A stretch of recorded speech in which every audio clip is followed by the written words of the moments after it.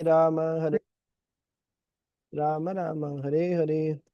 हरे कृष्णा। तो हम पढ़े थे श्रीमद् भागवतम तृतीय स्कंद तृतीय अध्याय, और आज पढ़ेंगे श्लोक संख्या 21 से। यस प्रभु जी। हरे कृष्णा दंडवत प्रणाम। दंडवत प्रणाम। प्रभुपाद जी की जय, संवेद बलिंग की जय। इमं लोकममुं चैव रमयन् सुतरां यदुन् रेमे क्षणदया दत्त क्षण सोड़िदः। श्री भगवान ने इस लोक में तथा अन्य लोकों में, उच्च लोकों में, विशेष रूप से यदुवंश की संगति में अपनी लीलाओं का आनंद लिया। रात्रि में विश्राम के समय उन्होंने अपनी पत्नियों के साथ दाम्पत्य प्रेम की मैत्री का आनंद लिया। श्री भगवान ने अपने शुद्ध भक्तों के साथ इस जगत में आनंद का भोग किया। यद्यपि वे श्री भगवान हैं और समस्त भौतिक आसक्ति से परे हैं, फिर भी उन्होंने पृथ्वी पर अपने शुद्ध भक्तों के प्रति अत्यधिक अनुरक्ति प्रदर्शित की तथा उन देवताओं के प्रति भी अत्यधिक अनुरक्ति प्रदर्शित की जो समस्त भौतिक कार्यकलापों की व्यवस्था में शक्ति प्रदत्त निर्देशकों की भांति स्वर्ग में उनकी सेवा में लगे रहे। उन्होंने अपने परिवारजनों, यदुओं के प्रति तथा उन 16,000 पत्नियों के प्रति जिन्हें रात्रि में विश्राम के समय श्री भगवान से मिलने का सुअवसर प्राप्त होता था, विशेष आसक्ति प्रदर्शित की। कि भगवान की ये सारी आसक्तियां उनके अंतरंगी शक्ति की अभिव्यक्तियां हैं, जिनकी बहिरंगी शक्ति केवल छाया स्वरूप। स्कंद पुराण के प्रभास खंड में शिव तथा गौरी के मध्य हुई वार्ताओं से उनकी अंतरंगी शक्ति की अभिव्यक्तियों की पुष्टि होती है। श्री भगवान द्वारा 16,000 गोपियों से मिलने का उल्लेख हुआ है। यद्यपि श्री भगवान हंस दिव्य परमात्मा है और सारे जीवों के पालन करता है, ये 16,000 गोपियां 16 प्रकार की अंतरंगी शक्तियों के का प्रदर्शन है। इसकी विशद व्याख्या दशम स्कंद में की जाएगी। इसमें कहा गया है कि श्री भगवान श्री कृष्ण चंद्रमा के सदृश हैं और अंतरंगी शक्ति रूपी गोपियां चंद्रमा के चारों ओर के तारों के तुल्य है। हरे कृष्ण। हरे कृष्णा। तो भगवान की जो दिव्य लीलाएं हैं उनके बारे में वर्णन आ रहा है। भगवान ने इस श्लोक में तथा अन्य लोकों में विशेष रूप से यदुवंश की संगति में अपनी लीलाओं का आनंद लिया। रात्रि में विश्राम के समय उन्होंने अपनी पत्नियों के साथ दाम्पत्य प्रेम की मैत्री का आनंद लिया।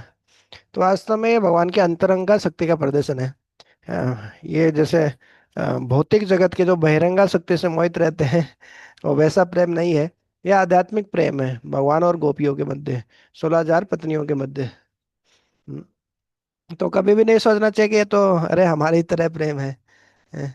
ये पूर्णतः शुद्ध शुद्ध प्रेम है। तो ये प्रभास खंड में शिव जी और पार्वती जी के बीच में जो चर्चा होती है उसमें भी ये इसका वर्णन मिलता है कि वो अंतरंगा शक्तियों की अभिव्यक्ति है।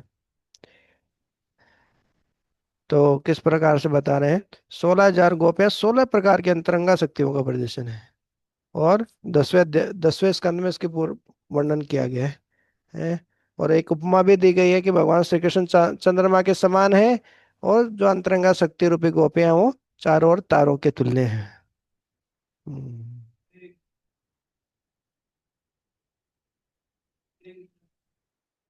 तस्यैवं रममाणस्य संवत्सरगणान् बहून् इह मेधेषु योगेषु विराग समजायत। इस तरह श्री भगवान अनेकानेक वर्षों तक गृहस्थ जीवन में लगे रहे, किंतु अंत में नश्वर यौन जीवन से उनकी विरक्ति पूर्णतया प्रकट हुई। यद्यपि श्री भगवान कभी भी किसी प्रकार के भौतिक यौन जीवन में लिप्त नहीं होते, किंतु जगत गुरु के रूप में दूसरों को यह शिक्षा देने हेतु कि किस तरह गृहस्थ जीवन बिताना चाहिए, वे स्वयं अनेकानेक वर्षों तक गृहस्थ बने रहे। श्री विश्वनाथ चक्रवर्ती ठाकुर बतलाते हैं कि समझायत शब्द का अर्थ पूर्णतया प्रकट किया गया।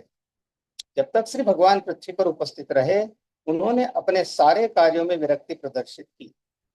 इसका पूर्ण प्रदर्शन तब हुआ जब उन्होंने दृष्टांत द्वारा यह शिक्षा देनी चाहिए कि मनुष्य को आजीवन गृहस्थ जीवन में आसक्त नहीं रहना चाहिए। मनुष्य को स्वभावतः विरक्ति उत्पन्न करनी चाहिए। श्री भगवान द्वारा गृहस्थ जीवन से विरक्त यह नहीं सूचित करती कि उन्होंने अपने नित्य संगियों दिव्य गोपियों से विरक्ति ले ली थी।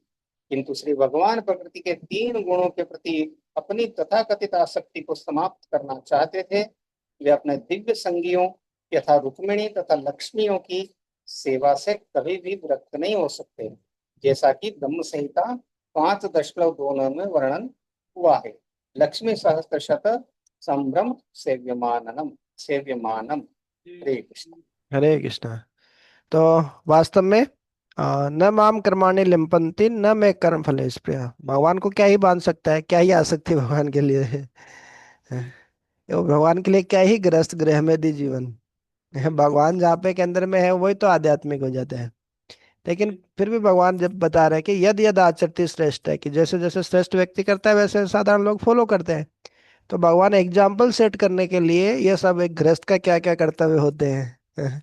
तो दान दक्षिणा दान देना, युधिष्ठिर महाराज के पैर छू रहे हैं, तो ये सब भगवान को करने की जरूरत थोड़ी, लेकिन एक एग्जाम्पल सेट कर रहे हैं। यदि यद आचरति श्रेष्ठ है, कि भगवान बोले मैं नहीं करूंगा तो पूरी दुनिया नष्ट हो जाएगी। क्योंकि भगवान को आइडियल मानेंगे और भगवान का अनुकरण करेंगे लोग तो उनका पतन हो जाएगा। तो भगवान ने इस प्रकार से गृहस्थ जीवन का क्या धर्म होता है उसका पालन किया। और पूरे जीवन भर ऐसे ही फंसे रहना ये नहीं है, अनासक्त होना भी, इससे बाहर निकलना, इससे भी बाहर कुछ है, ऊपर आध्यात्मिक जीवन भी कुछ होता है, उसके बारे में सारी आसक्तियों को त्याग कर उसकी तरफ जाने के लिए भगवान ने इस प्रकार से विरक्ति का प्रदर्शन किया है। और वास्तव में भगवान के अंदर 6 चीजें संपूर्ण मात्रा में होती है। तो भगवान के अंदर 5 ऐश्वर्य तो है ही, सबसे धनवान है, सारे धन के स्रोत वही हैं, सारे बल के स्रोत वही हैं, सारे ज्ञान के स्रोत वही हैं, जितना भी लोकप्रियता है, फेम है, उसके स्रोत वही है। हाँ? तो सारा ऐश्वर्य के स्रोत वही है भगवान। फिर भी इतना सब कुछ होते हुए भी वो विरक्त है। ये बहुत बड़ी बात है। देखिए हमारे पास कुछ नहीं है, देखो जी हम बाबा जी बन गए, साधु हैं हम तो, ऐसे बनना बहुत आसान है। लेकिन करोड़ों अरबों हो, रुपए हो, है ना, इंद्र तृप्ति करने की सारी सुख सुविधाएं हो, उसके बाद में कोई व्यक्ति त्याग करता है उसका, और पूरी श्रद्धा से भक्ति योग का पालन या वैराग्य जीवन का पालन करता है, तो वो तो बहुत ही प्रशंसनीय माना जाएगा। हाँ। तो इस प्रकार से भगवान के पास सब कुछ है, भगवान हर चीज के स्रोत है, फिर भी इस एक उदाहरण से दिखा रहे हैं कि किस प्रकार से विरक्ति ले लेना चाहिए। कि 51 52 जो तो शुरू हो जाता, तो 1 1 शुरू हो जाता है, 51 52, तो थोड़ा वन जाने की तैयारी करना चाहिए। तो अभी वन क्या है, वृंदावन ही वन है। भगवान के भक्तों के संग में रहना और भक्ति करना, वही वास्तव में वानप्रस्थ है अभी। तो भगवान वास्तव में गोपियों से कभी विरक्त नहीं हो सकते, भक्तों से अलग नहीं हो सकते वो। इन तथाकथित आसक्ति को समाप्त करना चाह रहे थे, दिखाने के लिए लोगों को। है। तो रुक्मणी जी लक्ष्मण जी की सेवा से कभी विरक्त नहीं हो सकते भगवान, है, क्योंकि भगवान और भक्तों के बीच का संबंध शाश्वत है, जैसे ब्रह्म संहिता में बता रहे हैं। लक्ष्मी सहस्त्र शत संभ्रम सेव्यमानम। हजारों सैकड़ों जो लक्ष्मियां हैं वो संभ्रम, बड़े ही आदर के साथ में भगवान की सेवा करती रहती है। देवाधीनेषु कामेषु देवाधीन स्वयं पुमान् को विश्रम्भेत योगेन योगेश्वर मनोव्रतः। प्रत्येक जीव एक अलौकिक शक्ति द्वारा नियंत्रित होता है और इस तरह उसका इंद्रिय भोग भी उसी अलौकिक शक्ति के नियंत्रण में रहता है। इसलिए भगवान श्री कृष्ण के दिव्य इंद्रिय कार्यकलापों में वही अपनी श्रद्धा टिका सकता है जो भक्तिमय सेवा करके श्री भगवान का भक्त बन चुका है। जैसा कि श्रीमद् भगवद गीता में कहा गया है, श्री भगवान के दिव्य जन्म तथा कर्मों को कोई नहीं समझ सकता है। इसी तथ्य की यहाँ पर पुष्टि हुई है। श्री भगवान की भक्तिमय सेवा द्वारा प्रबुद्ध व्यक्ति ही श्री भगवान के कार्यों तथा अलौकिक शक्ति द्वारा नियंत्रित अन्य लोगों के कार्यों के अंतर को समझ सकता है। इस भौतिक ब्रह्मांड में दृष्टिगत समस्त पशुओं, मनुष्यों तथा देवताओं का केंद्रित भोग विलास एक अलौकिक शक्ति द्वारा नियंत्रित होता है जो प्रकृति या देवी माया कहलाती है। कोई भी व्यक्ति इंद्रिक भोग विलास प्राप्त करने में स्वतंत्र नहीं है और इस भौतिक जगत में हर व्यक्ति इंद्रिक भोग विलास के पीछे पड़ा रहता है। ऐसे लोग जो स्वयं ही अलौकिक शक्ति के नियंत्रण में होते हैं, वे इस पर विश्वास नहीं कर सकते कि इंद्रिक भोग विलास के मामले में भगवान श्री कृष्ण अपने से परे किसी अन्य नियंत्रण के अधीन नहीं होते। यह समझ ही नहीं पाते कि श्री भगवान की इंद्रियां दिव्य हैं। ब्रह्म संहिता में श्री भगवान की इंद्रियों को सर्वशक्तिमान बतलाया गया, अर्थात वे किसी भी एक इंद्रिय से अन्य इंद्रिय के कार्य संपन्न कर सकते हैं। जिसकी इंद्रियां सीमित हैं, उसे विश्वास ही नहीं होता है कि भगवान अपनी श्रवण की दिव्य शक्ति से भोजन कर सकते हैं और मात्र देखने से संभोग कर सकते हैं। नियंत्रित जीव अपने बद्ध जीवन में ऐसे इंद्रिय कार्यों के विषय में स्वप्न तक नहीं देख सकता, किंतु भक्ति योग के कार्यों से वह समझ सकता है कि श्री भगवान तथा उनके कार्य सदैव दिव्य होते हैं। जैसा कि श्रीमद् भगवद गीता 18.5 में श्री भगवान कहते हैं, भक्त्या माम जानाति यावान यशास्मि तत्वतः। यदि कोई व्यक्ति श्री भगवान का शुद्ध भक्त नहीं है, तो श्री भगवान के कार्यों के एक अंश को भी नहीं जान सकता। हरे कृष्ण। हरे कृष्णा।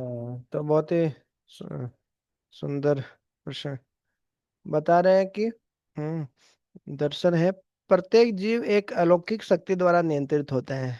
हमको लगता है कि हम ही तो सब कुछ कर रहे हैं, हमको कंट्रोल क्या ही करेंगे, हम जो इच्छा करें वही तो कर सकते हैं। नहीं, यहाँ तक कि हम जो इंद्रिय भोग कर रहे हैं उसमें भी अलौकिक शक्ति के नियंत्रण में है। भागवत में आगे भी देखेंगे किस प्रकार से हमारी एक एक इंद्रियां अलग अलग देवताओं के द्वारा नियंत्रित होती है। तो हमारा संपूर्ण नियंत्रण नहीं है हमारे ऊपर, खुद के ऊपर ही नहीं है। हैं? तो ऐसे भगवान श्री कृष्ण के दिव्य इंद्रिय भगवान के साथ, लेकिन ऐसा नहीं है, भगवान की इंद्रियों को देवता लोग नियंत्रित नहीं करते हैं, क्योंकि देवता लोग भगवान की इंद्रियां हैं एक तरीके से, विराट रूप में है। तो भगवान के दिव्य इंद्रिय कार्यकलापों में वही अपनी श्रद्धा टिका सकता है जो भक्ति में सेवा करके भगवान का भक्त बन चुका है। हम्म नहीं तो श्रद्धा रहेगी नहीं, अरे भगवान ने ऐसा क्यों किया, ऐसा नहीं क्यों, ऐसा क्यों हुआ है। और श्रद्धा नहीं रहती है, श्रद्धा उसी की रहेगी भक्ति में सेवा करेगा भगवान की, भगवान का भक्त बन चुका है। क्योंकि भगवान भगवान है, उनको भौतिक इंद्रियों से क्या ही समझ पाएंगे हम हमारी बुद्धि कितनी है, एक चिट्ठी है वो हमारे बारे में कितना ही समझ पाएगी, वैसे ही हम भगवान के बारे में क्या ही समझ सकते हैं। लेकिन भगवान के द्वारा दिए गए निर्देश शास्त्रों से हम कुछ कुछ समझ सकते हैं।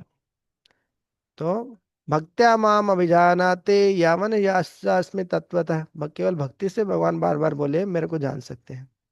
हम्म और क्या बताए, बता रहे हैं कि अंगानी यस्य सकलेंद्रिय वृत्तिमंते, भगवान की जो एक इंद्रियां हैं वो सकल इंद्रिय सारे इंद्रियों का काम करती है। भगवान बोलते हैं हम तो भोग लगाए, भगवान खाए कि नहीं खाए, भगवान आंखों से भी खा सकते हैं।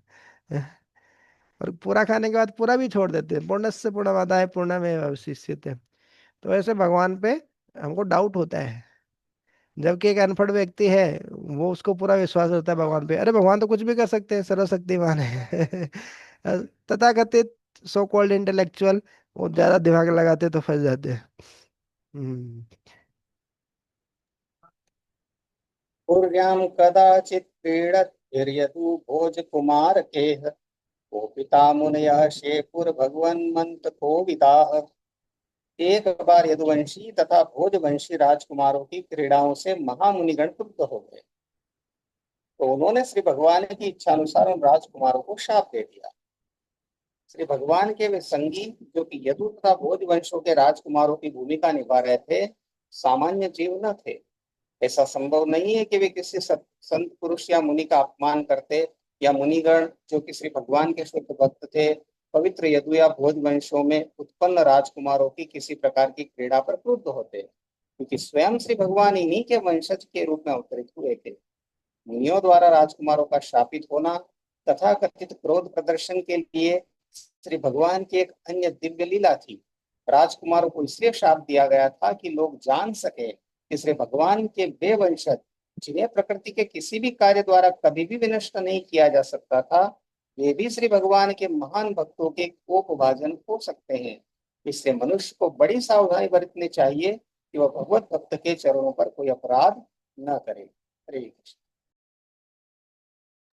हम्म।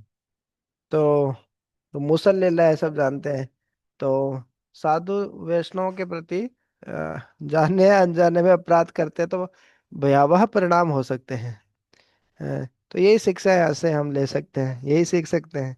बाकी तो हमको समझ में नहीं आएगा कि अरे ऐसे कैसे हो गया, भगवान के ही स्वजन आपस में कैसे लड़ पड़े और इस प्रकार से विनाश हो गया उनका। तो ये भगवान की लीला है, भगवान के ही वो साधारण जीव नहीं थे जैसे प्रभा जी शुरू में बता रहे हैं, और उनको वापस अपनी लीला खत्म करके वापस जाना था स्वर्ग लोक में जहाँ जहाँ से आए थे। इस कारण ये लीला हुई। और लेकिन साथ साथ में ये शिक्षा भी दे दी कि भगवान के चरणों में वैष्णव अपराध सबसे खतरनाक है। वैष्णव अपराध हाथी माता, सूखी जाए हाँ, भक्ति लता। वैष्णव अपराध करते हैं तो जैसे पागल हाथी होता है वो पेड़ों को उखाड़ के फेंक देता है, ऐसा वैष्णव अपराध हमारी भक्ति जो लता है, भक्ति जीवन जो है, वो भक्ति लता को उखाड़ के फेंक देता है, वैष्णव अपराध है। अब जड़ को उखाड़ के फेंक दिया तो पत्तियां सूख जाएगी, टहनी सूख जाएगी, सब सूख जाएगा। हाँ? तो इस कारण व्यक्ति को बहुत सावधान रहना चाहिए कि भगवत भक्तों के चरणों में कोई अपराध न करे। जैसे दुर्वासा मुनि ने अम्बरीश महाराज के चरणों में किया, परिणाम भयावह हुए। भगवान के चरणों में अपराध करने से बोले हरि नाम तारे हैं तो हमारा स्थान अपराध है। और लेकिन भगवान के भक्तों के चरणों में अपराध हो गया तो भगवान भी उसको नहीं बचाते हैं। लेकिन भगवान के चरणों में अपराध हो गया तो हरि नाम बचा सकते हैं हमको, भगवत भक्त बचा सकते हैं। तो ये भगवान के भक्तों की महिमा है। तो ये उसी, ये वही प्रसंग चल रहा है। तो इसके आगे हम श्लोक संख्या 25 से कल पढ़ेंगे।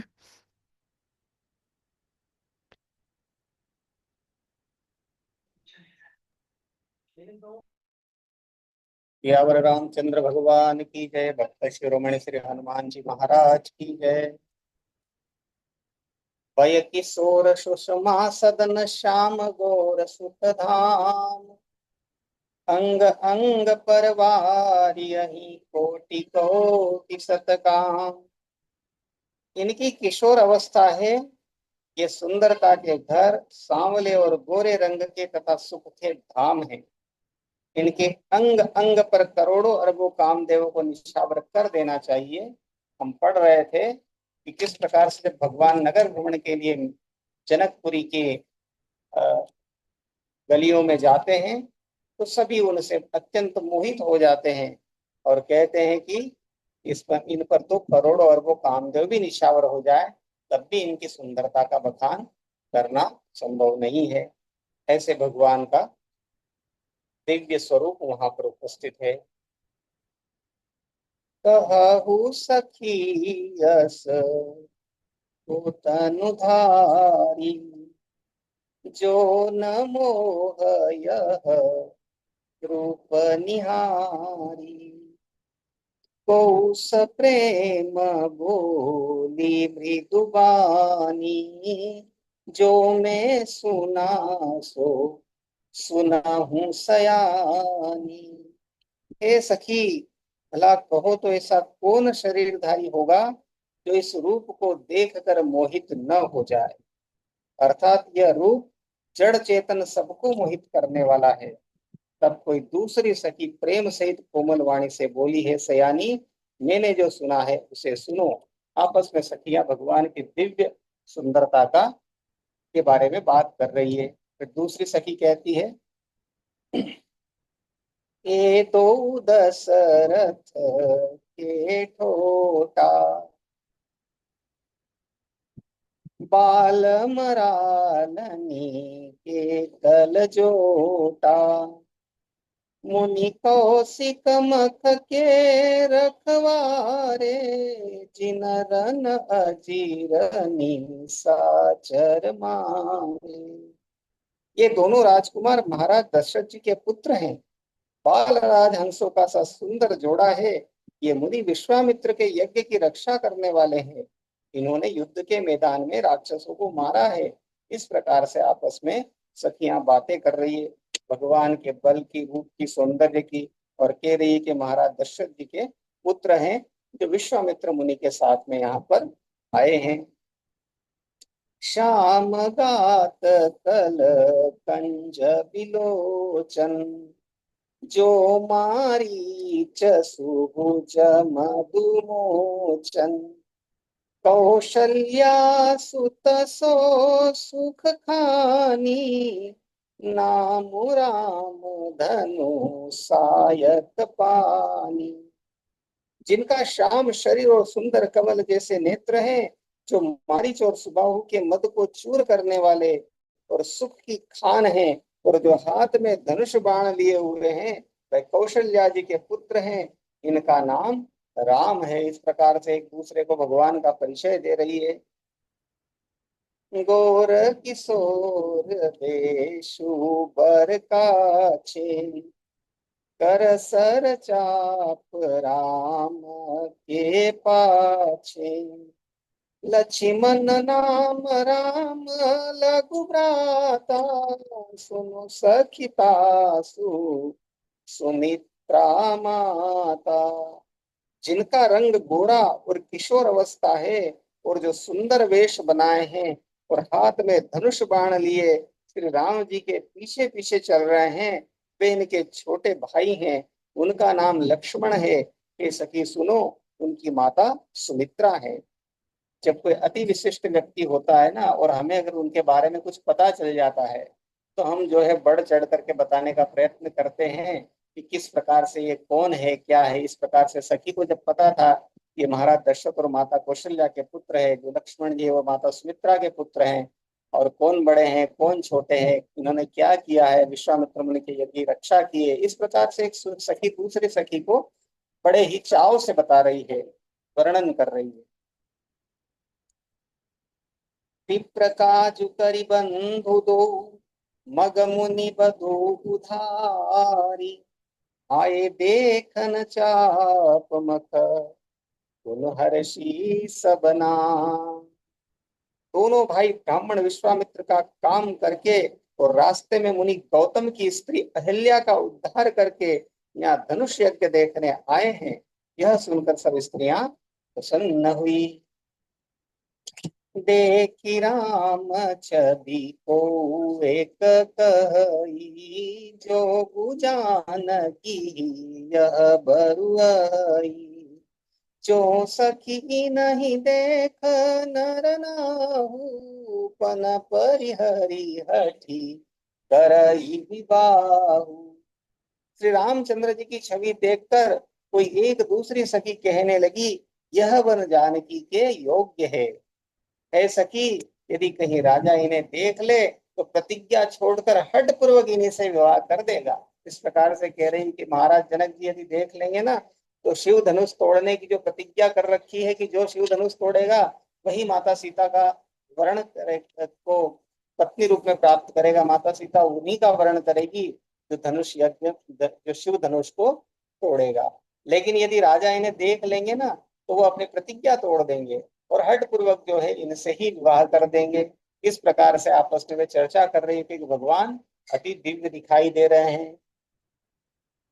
को कह ए भूपति पहचाने, मुनि समेत सादर सन्माने।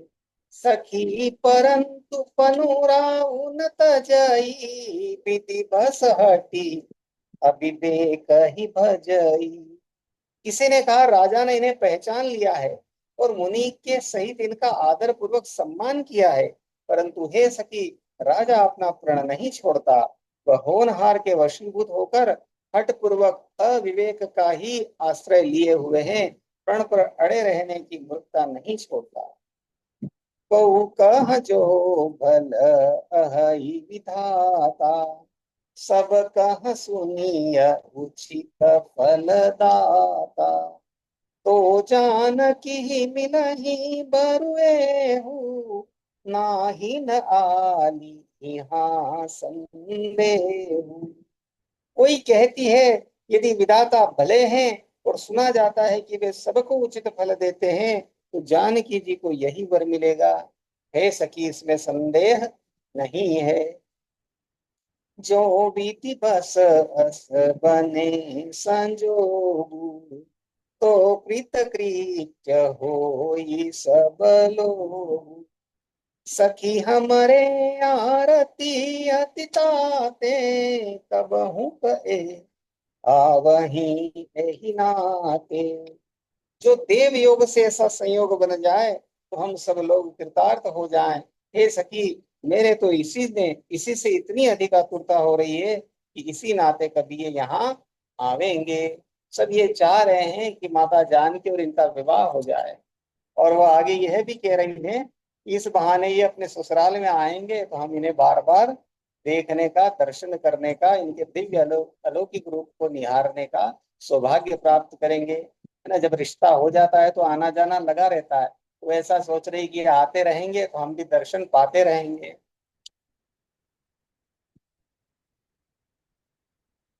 ना ही तो हम कहूँ सुनहु सखी, दिन कर दर्शन दूरी, यह संगटु तब होई जब पुण्य पुराकृत भूति। नहीं तो विवाह न हुआ तो हे सखी सुनो, हमको इनके दर्शन दुर्लभ हैं। यह संयोग तभी हो सकता है जब हमारे पूर्व जन्मों के बहुत पुण्य हो। वो मन ही मन ऐसी कामना कर रही है विधाता से है कि हे भगवान, इनका यही विवाह हो जाए, तो ये बार बार आते रहेंगे और हम इनके दर्श पाते रहेंगे। बोलिया पर कहे सखिनी का, एहि बिहाव अति हित सबही का। को कह शंकर चाप कठोरा, हे श्यामल मृदु दात किशोरा। दूसरे ने कहा, हे सखी तुमने बहुत अच्छा कहा, इस विवाह से सभी का परम हित है। किसी ने कहा शंकर जी का धनुष कठोर है और ये सांवरे राजकुमार कोमल शरीर के बालक हैं। सब असमंजस अहि सयानी, यह सुनिय पर कहि मृदु बानी। सखी इन कह को अस कहि, बड़ प्रभाव देखत लघु आई। हे सयानी, सब असमंजस ही है। यह सुनकर दूसरी सखी कोमल वाणी से कहने लगी, हे सखी इनके संबंध में कोई कोई ऐसा कहते हैं कि ये देखने में तो छोटे हैं पर इनका प्रभाव बहुत बड़ा है। इस प्रकार से जब एक सखी सखी अपना भाव प्रकट कर रही है कि ये तो अत्यंत कोमल सुकुमार प्रतीत होते हैं और शिव धनुष तो बड़ा कठोर है, कैसे ये तोड़ पाएंगे और किस तरह से विवाह होगा और किस तरह से हमारा मनोरथ पूर्ण होगा। लेकिन दूसरी सखी कहती है कि नहीं नहीं, इनके संबंध में तो यह कहा गया है कि देखने में तो बहुत छोटे प्रतीत होते हैं लेकिन इनके काम बहुत ही दिव्य हैं, बड़े हैं। परसी जासु पद पंकज धूरी, तरी अहल्या कृत अघदूरी। सो की रही बिनु शिव धनु तोरे, यह प्रतीति परी हरियन भोरे। जिनके चरण कमलों की धूलि का स्पर्श पाकर अहल्या तर गई, जिसने बड़ा भारी पाप किया था, वे क्या शिव जी का धनुष बिना तोड़े रहेंगे। इस विश्वास को भूल कर भी नहीं छोड़ना चाहिए। जेहि बिरंची रची सिया संवारी, तेहि श्यामल बरु रचेउ बिचारी। तासु बचन सुनी सब हर्षानी, ऐसे ही हो कहीं मृदुबानी। जिस ब्रह्मा ने सीता को संवार कर बड़ी चतुराई से रचा है, उसी ने विचार कर सांवला वर भी रच रखा है। उसके ये वचन सुनकर सब हर्षित हुई और कोमल वाणी से कहने लगी, ऐसा ही हो। ही हर्ष ही बरस ही सुमन, सुमुखी सुलोचन वृंद। जाहि जहाँ जहाँ बंधु दो, तहाँ तहाँ परमानंद। सुंदर मुख और सुंदर नेत्र वाली स्त्रियां समूह की समूह हृदय में हर्षित होकर फूल बरसा रही है। जहां जहां दोनों भाई जाते हैं वहां वहां परम आनंद छा जाता है। वैसे ही ठीक जैसा कि भगवान श्री कृष्ण और बलभद्र जी जब मथुरा में भ्रमण कर रहे थे और सभी लोग हर्षित होकर के उनका स्वागत कर रहे थे, फूल बरसा रहे थे, मोहित हो रहे थे, प्रशंसा कर रहे थे, निहार रहे थे, वैसे ही दिव्य स्थिति यहाँ पर भी अयोध्या धाम में मिथिला जनकपुरी में है। यहाँ पर भी सभी लोग भगवान का बहुत स्वागत कर रहे हैं और उनको निहार करके अपने आप को धन्य बना रहे हैं। पूरब दिशि के दो भाई, जहाँ धनुम कहित भूमि बनाई। अति विस्तार चारु गज ढारी, विमल वेदिका रुचिर संवारी। दोनों भाई नगर के पूरब ओर गए, जहाँ धनुष यज्ञ के लिए रंग भूमि बनाई गई थी। बहुत लंबा चौड़ा सुंदर ढाला हुआ पक्का आंगन था, जिस पर सुंदर और निर्मल वेदी सजाई गई थी। चहु दिसि कंचन मंच विशाला, रचे जहाँ बैठहि महिपाला। तेहि पाछे समीप चहु पासा, अपर मंच मंडली विलासा। चारों ओर सोने के बड़े बड़े मंच बने थे, जिन पर राजा लोग बैठेंगे। उनके पीछे समीप ही चारों ओर दूसरे मचानों का मंडलाकार घेरा सुशोभित था। कछुक ऊंची सब भांति सुहाई, बैठे ही नगर लोग जहाँ जाई। तिनके निकट विशाल सुहाए, धवल धाम बहु बरन बनाए। वह कुछ ऊंचा था और सब प्रकार से सुंदर था। जहां जाकर नगर के लोग बैठेंगे, उन्हीं के पास विशाल एवं सुंदर सफेद मकान अनेक रंगों के बनाए गए हैं। जहाँ बैठे देखहि सब नारी, जथा जोग निज कुल अनुहारी। पुर बालक कही कही मृदु बचना, सादर प्रभु ही देखा रचना। जहाँ अपने अपने कुल के अनुसार सब स्त्रियां यथा योग्य जिसको जहाँ बैठना उचित है बैठकर देखेंगी। नगर के बालक कोमल वचन कहकर आदर पूर्वक प्रभु श्री रामचंद्र जी को यज्ञशाला की रचना दिखला रहे हैं। इस प्रकार से वहां पर जो यज्ञ रंग मंच सजाया गया था, जहाँ शिव धनुष को उठाया जाना था, वहां पर बहुत ही दिव्य और भव्य प्रकार से बैठक व्यवस्था रखी गई थी। उसका वर्णन जो है वहां के दिव्य बालक भगवान को बतला रहे हैं। इस प्रकार से बता रहे हैं। सब शिशु एहि निस प्रेम बस, परसि मनोहर गात। तन पुल कहीं अति हर्ष हुई, देखी देखी दो भ्रात। सियावर रामचंद्र भगवान की।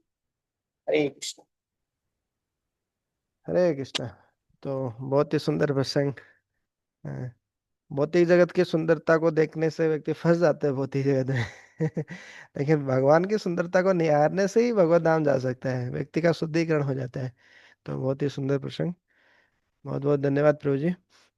तो यहीं विराम देते हैं। ग्रंथराज श्रीमद् भागवतम की जय, श्री रामचरितमानस जी की जय, आप सभी भक्तवृंद की जय, अनंत कोटि वैष्णव वृंद की जय। निताय गौर प्रेमानंदे, हरि हरि बोल।